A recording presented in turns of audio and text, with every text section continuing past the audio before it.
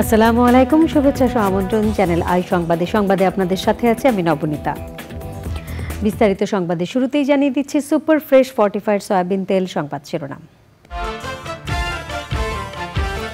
২১ ঘন্টা পর গাজী টায়ার কারখানার আগুন নিয়ন্ত্রণে এনেছে ফায়ার সার্ভিসের ১২টি ইউনিট, ১৪ জনকে উদ্ধার। কারাগারে পাঠানো হলো আটক ৩৭৫ আনসার সদস্যকে। আওয়ামী লীগ নেতা গোলাপ ৭ দিন এবং সাংবাদিক শাকিল রূপা ৫ দিনের রিমান্ডে।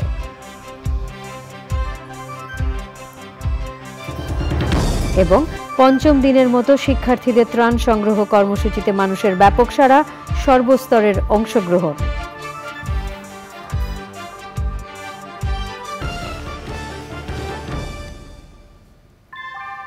আমরা তৈরি করি বিশ্বমানের জার্মান প্রযুক্তির ভূমিকম্প সহনশীল থার্মেক্স রড, যা আপনার স্থাপনাকে নিরাপদ রাখে প্রজন্ম থেকে প্রজন্ম। সালাম স্টিল, মোস্ট ডিউরেবল স্টিল। সংবাদ শিরোনামগুলো জানাচ্ছিলাম। এখনকার সংবাদ আয়োজন একই সঙ্গে চ্যানেল আইয়ের ইউটিউব চ্যানেল এবং চ্যানেল আইয়ের ওটিটি প্ল্যাটফর্ম আই স্ক্রিনে লাইভ স্ট্রিমিং হচ্ছে। যাচ্ছি পুরো সংবাদে। রাজধানীর সচিবালয় এলাকায় দাবি আদায়ের নামে আইন শৃঙ্খলার অবনতি চেষ্টার অভিযোগে দায়ের করা মামলায় ৩৭৫ জন আনসার সদস্যকে কারাগারে পাঠানোর নির্দেশ দিয়েছেন আদালত। আদাবর থানার হত্যা মামলায় আওয়ামী লীগের সাংগঠনিক সম্পাদক আব্দুস সোবহান গোলাপ এবং ৭১ টিভির সাবেক সাংবাদিক ফারজানা রূপা ও শাকিল আহমেদকে আবারও ৫ দিনের রিমান্ডে নেওয়া হয়েছে। এনামুল কবির রূপম জানাচ্ছেন। রোববার রাতে সচিবালয়ে ঘেরাও করে দাবি আদায়ের নামে কর্মকর্তা কর্মচারীদেরকে অবরুদ্ধ করে রাখে আনসার সদস্যরা। হামলা চালিয়ে আহত করা হয় কর্মকর্তা কর্মচারীদেরকে উদ্ধার করতে আসা শিক্ষার্থীদের। প্রতিরোধের মুখে পালিয়ে যাওয়ার সময় রাজধানীর বিভিন্ন স্থান থেকে ৪০০রও বেশি আনসার সদস্যকে আটক করে পুলিশ। এদের মধ্যে ২ নারী সদস্য সহ ৩৭৫ জন আনসার সদস্যকে রাজধানীর শাহবাগ, রমনা ও পল্টন থানার ৩ মামলায় গ্রেপ্তার দেখিয়ে আদালতে পাঠায় পুলিশ। রিমান্ড আবেদন না থাকায় আদালতে হাজির করা হয়নি আনসার সদস্যদের। জামিন আবেদন নামঞ্জুর করে কারাগারে পাঠানোর আদেশ দেয় আদালত। তাদের সমাবেশ ছিল প্রেস ক্লাবের সামনে, তো সেইখান থেকে তারা এই সমাবেশটাকে তারা সেক্রেটারির সামনে নিবে কেন এবং সেক্রেটারিয়েটের গেট তারা ভাঙবে কেন, ভিতরে ঢুকবে কেন, তাহলে কর্মচারীদেরকে এবং অন্যদেরকে তারা অবরুদ্ধ রাখবে কেন? তাই এতে প্রমাণিত হয় যে এটা পতিত স্বৈরাচারের একটা নীল নকশা ছিল এবং আনসারের ড্রেস পরে তারা এই নীল নকশা বাস্তবায়ন করার চেষ্টা করেছিল। গ্রেপ্তার অন্যদের ব্যাপারে জানতে চান আদালত। যে ৪২৬ জনকে অ্যারেস্ট করা হয়েছে, কিন্তু ৩৭৫ জন তাদেরকে নেওয়া বিজ্ঞ আদালতে নেওয়া হয়েছে।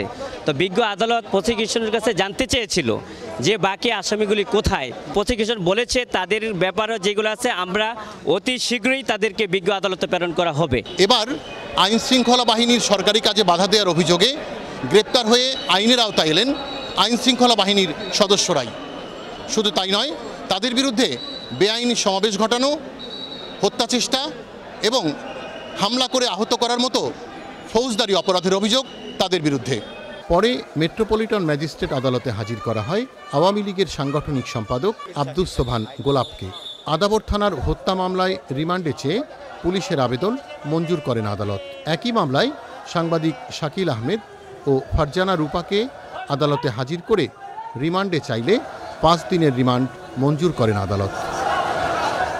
Enamul Kabir Rupam, channel I, Dhaka. বন্যার্তদের সহায়তায় পঞ্চম দিনের মতো টিএসসিতে বৈষম্য বিরোধী ছাত্র আন্দোলনের নগদ অর্থ ও ত্রাণ গ্রহণ কর্মসূচি চলছে।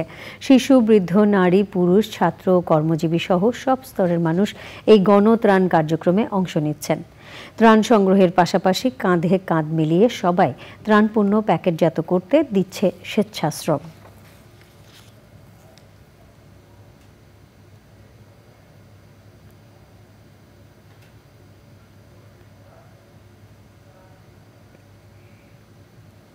সুষ্ঠু নির্বাচনের মাধ্যমে কত দ্রুত রাষ্ট্র ক্ষমতা নির্বাচিত সরকারের কাছে যেতে পারে এ বিষয়ে বিএনপির মতামত জানতে চেয়েছেন ঢাকায় নিযুক্ত ব্রিটিশ হাইকমিশনার সারা ক্যাথরিন কুক।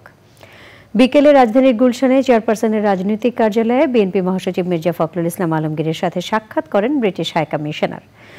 প্রায় পৌনে 1 ঘণ্টার বৈঠকে আরও ছিলেন দলের স্থায়ী কমিটির সদস্য আব্দুল মঈন খান ও আমির খসরু মাহমুদ চৌধুরী। বৈঠক শেষে আমির খসরু মাহমুদ চৌধুরী জানান, দেশের বর্তমান প্রেক্ষাপটে নির্বাচন, ব্যবসা বাণিজ্য সহ দুদেশের স্বার্থ সংশ্লিষ্ট বিভিন্ন বিষয়ে আলোচনা হয়েছে। বিদেশে পাচার হওয়া টাকা ফেরত আনার বিষয়ে আলোচনা হয়েছে বলেও জানান আমির খসরু। এরই সাথে সংবাদে নিয়ে নিচ্ছি বিরতি, আর বিরতির পর অন্যান্য সংবাদের সাথে জানিয়ে ফিরব। পাকিস্তানের বেলুচিস্তানে এবারে আমিন জুয়েলার্স আন্তর্জাতিক সংবাদ।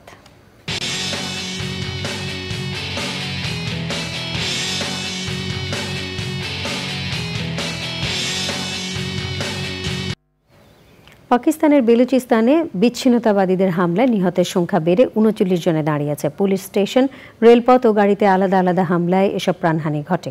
মহাসড়ক অবরোধ করে কয়েকটি বাস, ট্রাক ও গাড়ি থেকে যাত্রী নামিয়ে পরিচয় যাচাইয়ের পর 23 জনকে গুলি করে হত্যা করা হয়।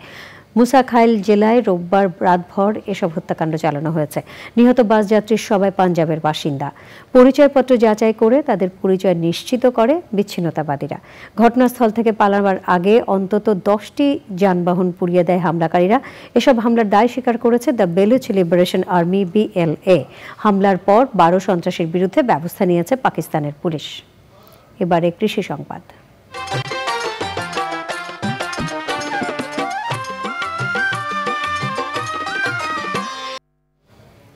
বন্যায় চাঁদপুরের ফরিদগঞ্জের সেচ প্রকল্প এলাকা প্লাবিত হয়ে মাছ নেমেছে ডাকাতিয়া নদীতে।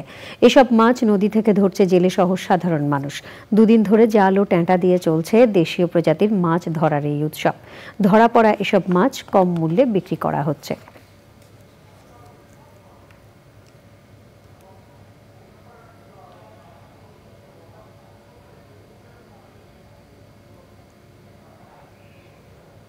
এবারে প্রকৃতি সংবাদ।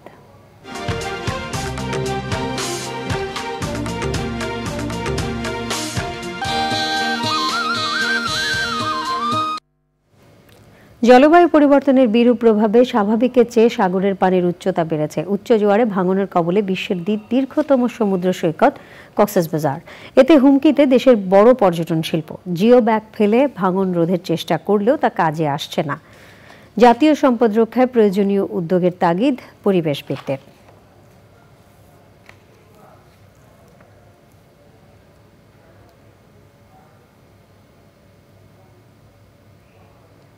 এক্সিম ব্যাংক বাণিজ্য সংবাদ।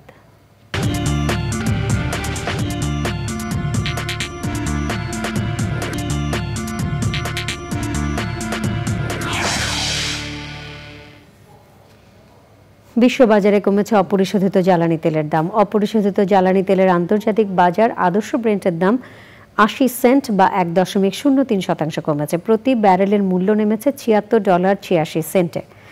অন্যদিকে মার্কিন আদর্শ ওয়েস্ট টেক্সাস ইন্টারমিডিয়েটের WTI দাম 87 সেন্ট বা 1.17% কমেছে।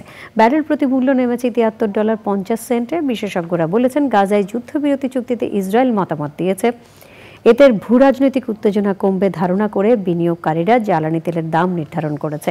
এছাড়া জ্বালানি তেলের শীর্ষ ব্যবহারকারী দেশ চীনের অর্থনৈতিক দুর্বলতার তথ্যেও জ্বালানি তেলের দামে প্রভাব পড়েছে।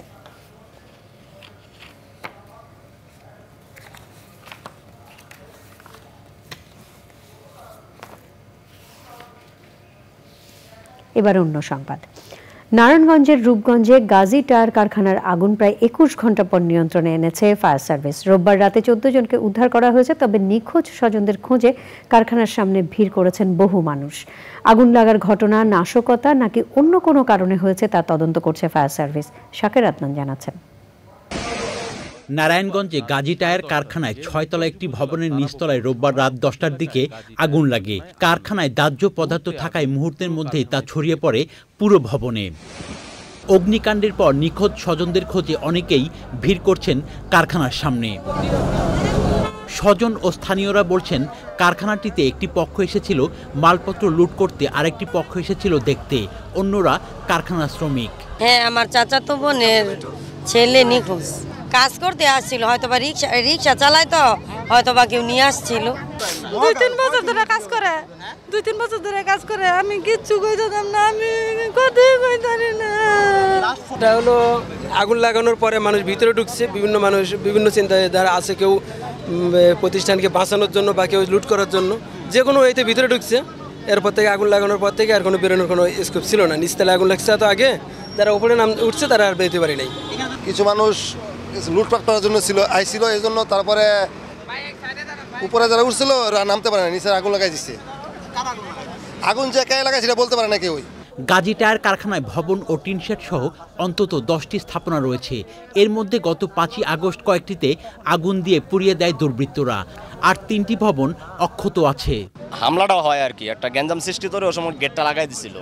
এইরকম ভিতরে একটা কামড় যারা পলাইছে, সাইডে আশেপাশে যারা পলাইছিল তারা হয়তো নিখোঁজ রয়েছে এখনো, কিন্তু কারা নিখোঁজ আছে বা কারা পলাতক আছে এখান থেকে ওইটা আগুন নিবানোর কোনো বলা যাচ্ছে না। না না, এখানে আসছিল ওই যে মালের জন্য আসছিল। মালের জন্য বলতে এই যে ফ্যাক্টরি যে মাল এসবের জন্য আসছিল।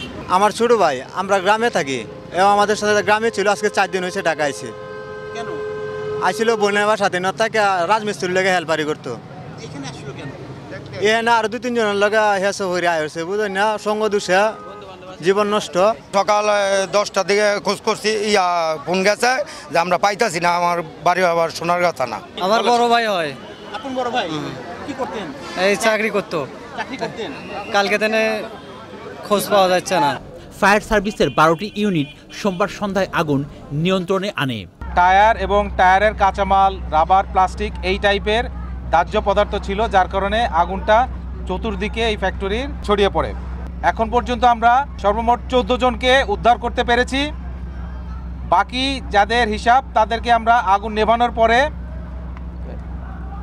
সার্চ করে তদন্ত সাপেক্ষে আমরা বাকিটা বলতে পারবো, এবং এখানে কতটুকু ক্ষয়ক্ষতি হয়েছে সেটিও আমরা তদন্ত করে আগুন নেভানোর পরে বলতে পারবো। অপ্রীতিকর পরিস্থিতি প্রতিহত করতে কাজ করছে আইনশৃঙ্খলা রক্ষাকারী বাহিনী। Shakir Addan, channel i, Narayanganj. সংবাদে আবারও নিয়ে নিচ্ছে বিরতি, আর বিরতির পর খেলার খবরে দেখছেন চ্যানেল আই সংবাদ। এবারে খেলার খবর।